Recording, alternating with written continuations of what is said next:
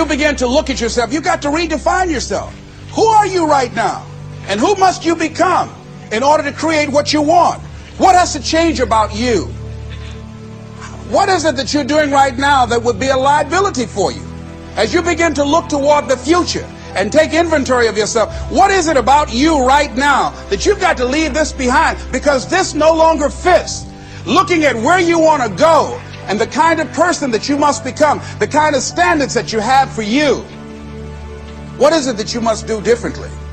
Repeat out to me, please. If you want to keep on getting what you're getting,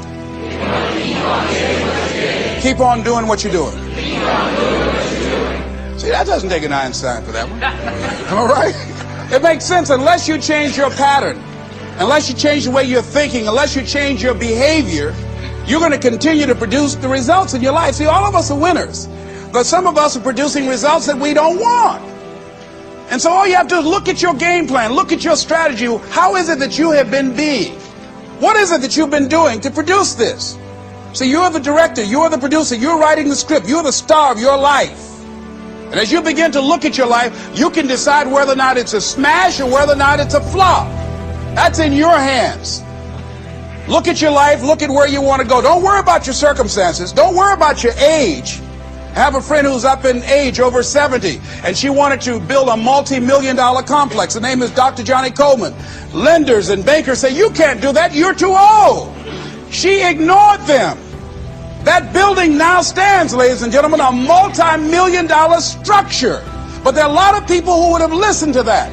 There are a lot of people that would not have even gotten to that point. They would have talked themselves out of even going down to the bank to ask for it, because they've already said no to themselves. See, it's time now. If you want to make this your decade, you've got to start saying yes to your life. You've got to start saying yes to your dreams, yes to your unfolding future, yes to your potential, as opposed to saying no. See, 87% of our self-talk is negative. So you've got to make a conscious, deliberate, determined effort to say yes to your dreams. Take full responsibility for what happens to you. It's one of the highest forms of human maturity, accepting full responsibility. It's the day you know you've passed from childhood to adulthood, the day you accept full responsibility.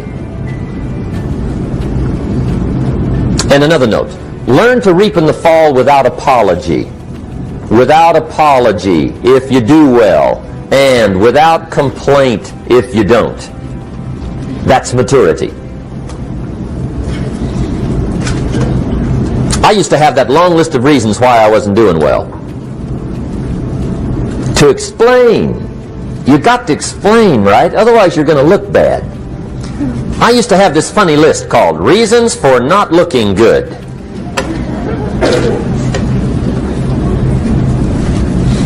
I used to blame the government. I mean, you can believe that or not. It was at the top of my list. I had a lecture second to none. The government. That was on my list. I used to blame taxes. Look what you got left after they take everything. And they expect you to do well. That was on my list there. Prices, that one's easy, right? You walk into the supermarket with $20, come out with a little half bag. So I had that on the list. I used to blame the weather. I blamed the traffic. I used to blame my car. I blamed the manufacturers. I used to blame the company. I blamed company policy. I used to blame the training program. I blamed my negative relatives. They were always putting me down. I blame my cynical neighbors. They're just selfish, looking out for themselves. Won't loan you money? They were on my list.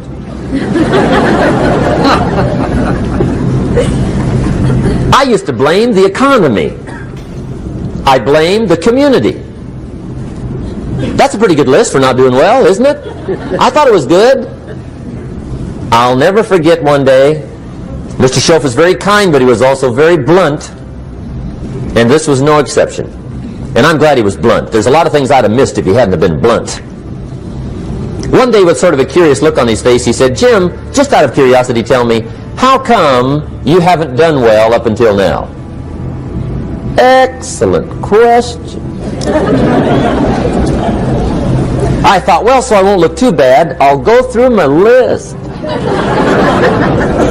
And this list I just gave you, I put that on him. And he was very patient. He let me go through the whole thing, the government, the weather. I went through this whole thing. When I finished, he looked my list over very carefully. He said, Mr. Rohn, big problem with your list. You ain't on it. How brilliant.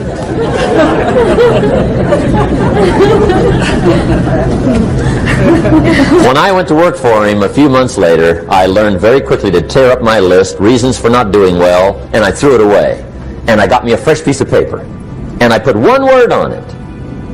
Me. There's a black heritage spiritual that says it's not my mother nor my father, nor my brother nor my sister, but it's me, oh Lord, standing in the need of prayer. See, I used to blame everything outside. And then let me give you a little philosophy that helped turn my life around. For your notes, here it is. It's not what happens that determines the quality or the quantity of your life. It's not what happens. And the reason is because what happens to about everybody. No different. The sun went down on all of us last night. A common event, a happening. And I found out that the same things can happen to two different people. One gets rich and one stays poor. Why is that? It's because it's not what happens, but rather it's what you do that changes everything. So that's a key phrase. It's not what happens, it's what you do. What happens is about the same. You might put that in parentheses here. Same. What people do, that's what's different. Anything can happen, right? Everything can happen. I've heard all the stories. I've been one of the stories. Hey, we could all tell stories all night long, right? Happenings. Anything can happen. Have you heard of Murphy's Laws? Anybody here heard of Murphy's Laws? Okay, most of you have. Murph had these laws. One of them was, if anything can go wrong, it will. That's one of Murphy's Laws.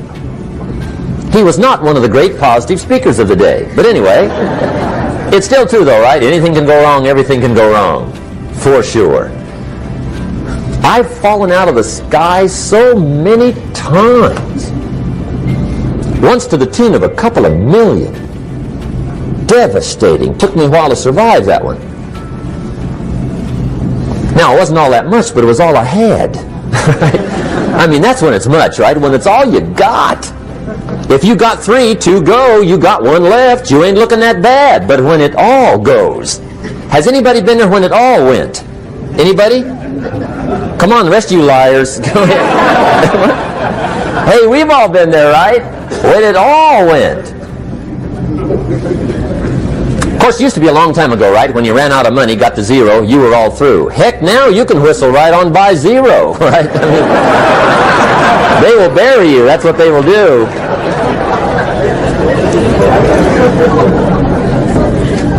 But see, those are the happenings, right? Everything can happen. Anything can happen. But it's not the happenings. It's what you do about it.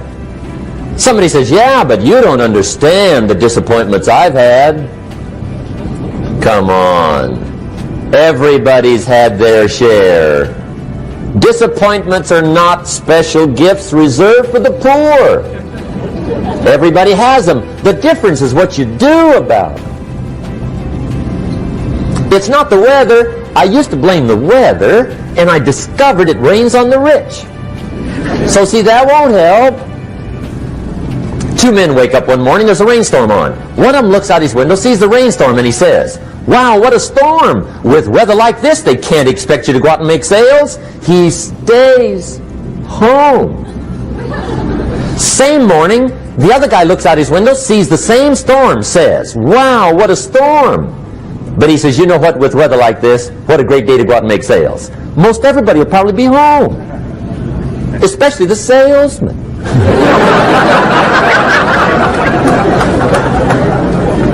See, that's the difference in how your life works out. It's not what happens, it's what you do. So here's one of the key questions of the evening. Starting tomorrow, what are you going to do that'll make a change in your life's direction? Good question. What are you going to do starting tomorrow that'll make a difference? Now see, if you don't do something starting tomorrow that'll make a difference, guess what? It's gonna be the same. And see, that way you can guess what the next 5 years are going to be like. Look at the last 5.